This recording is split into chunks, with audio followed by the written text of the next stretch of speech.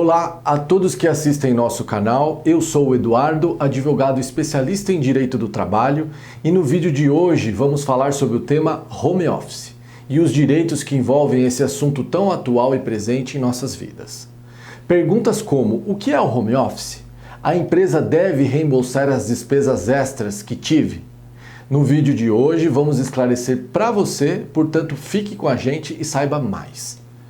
Home Office ou escritório em casa, também chamado de trabalho remoto, trabalho à distância ou ainda de teletrabalho, é uma tendência mundial que a cada ano ganha mais adeptos. Basicamente, trata-se de permitir que o empregado trabalhe de qualquer lugar, desde que disponha de algumas ferramentas, como telefone e um computador com conexão à internet. O trabalho em casa, para vocês terem uma ideia, foi a estratégia adotada por 46% das empresas brasileiras durante a pandemia, tendo a média de 41% de seus empregados operando através desse sistema de trabalho remoto. Nesse quesito, é importante diferenciar o trabalho remoto, aquele feito em casa, do trabalho externo. Para vocês compreenderem melhor, o trabalho externo é aquele que exige que a atividade seja necessariamente realizada fora da empresa. É o caso, por exemplo, de vendedores externos e técnicos de manutenção de equipamentos. Importante dizer que para que o empregador possa adotar o home office como sistema de trabalho, é necessária a concordância do empregado e a elaboração de um termo aditivo contemplando a alteração do regime de contrato de trabalho para o de teletrabalho. Assim, para que o empregador possa fazer tal alteração de forma legal e justa, é indispensável a anuência do empregado, ou seja, a sua concordância. Ao passo que na situação inversa, de teletrabalho passar para ser presencial, nessa hipótese, o empregador já pode, no exercício do jus variandi, alterar a condição de trabalho independentemente da vontade do empregado. Oportuno dizer que o artigo 6º da CLT iguala o trabalho realizado dentro das dependências da empresa com aquele executado em qualquer outro local. Ou seja, uma vez que a atividade laboral seja regida por um contrato de trabalho seletista, os efeitos jurídicos são os mesmos para ambos os casos. Sendo assim, o funcionário que realiza o teletrabalho tem, do ponto de vista legal, os mesmos direitos e deveres do que qualquer outro funcionário da empresa. Outro assunto importante é relacionado às despesas.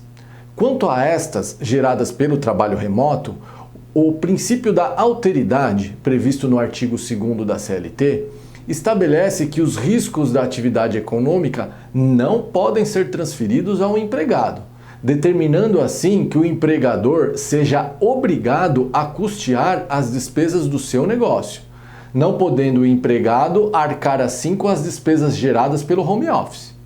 Por isso, caso o trabalhador que exerce o teletrabalho passe a ter custos para o desempenho de sua atividade, custos estes fora do normal, esses custos devem ser combinados entre as partes, empregado e empregador, sendo necessário, para tanto, um contrato escrito, prevendo de forma expressa como tais gastos serão ressarcidos ao empregado. Vou lhes dar um exemplo. Se o empregado tem seu gasto médio de telefonia na casa dos R$100 mensais, por exemplo, este valor ele deve ser considerado como comum, ordinário. Se após trabalhar de forma remota em teletrabalho, o seu gasto passou a ser de R$300, logo, essa diferença de 200 deverá ser considerada como um gasto extraordinário, devendo assim obrigatoriamente ser reembolsado pelo empregador. Já os custos que não podem ser medidos diretamente, como por exemplo o consumo de água, este não deverá ser ressarcido, custeado pelo empregador, uma vez que é impossível mensurar o real custo disso. Não temos como mensurar exatamente o que aumentou com relação ao teletrabalho. Quanto às despesas já com aquisição ou manutenção dos equipamentos tecnológicos e da infraestrutura para que possa ser realizado o teletrabalho, originalmente o caput do artigo 75, letra D da CLT, determina as seguintes condições: as disposições relativas à responsabilidade pela aquisição, manutenção ou fornecimento dos equipamentos tecnológicos e da infraestrutura necessária e adequada à prestação do trabalho remoto, bem como ao reembolso de despesas arcadas pelo empregado, serão previstas em contrato escrito. Assim, diante de tal dispositivo, temos que a lei flexibiliza essa questão para que seja possível ocorrer uma livre negociação entre as partes a respeito dos gastos de infraestrutura. No entanto, essa negociação deve ser formalizada no contrato de trabalho, que deve prever e determinar quais despesas serão de responsabilidade da empresa ou do empregado e, no caso destas últimas, quais serão consideradas reembolsáveis. Importante ressaltar que o contrato não poderá fixar, em hipótese alguma, a responsabilidade por todas as despesas a cargo do empregado, pois assim estaria transferindo o empregador ao empregado os custos da atividade econômica, o que é vedado por lei, conforme há pouco falamos. Com relação ao pagamento de vale-refeição no home office, estando previsto tal direito em convenção coletiva ou ainda de forma individual em um contrato de trabalho, seja em situação normal ou extraordinária, como a pandemia que passamos, o trabalhador continua com o direito ao vale-refeição, estando ele presencialmente na empresa ou mesmo em home office.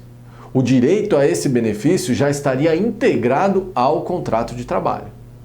Quantos direitos falamos no vídeo de hoje, não é mesmo? Quantas ilegalidades podem estar ocorrendo por aí e o empregado devendo ser ressarcido por isso?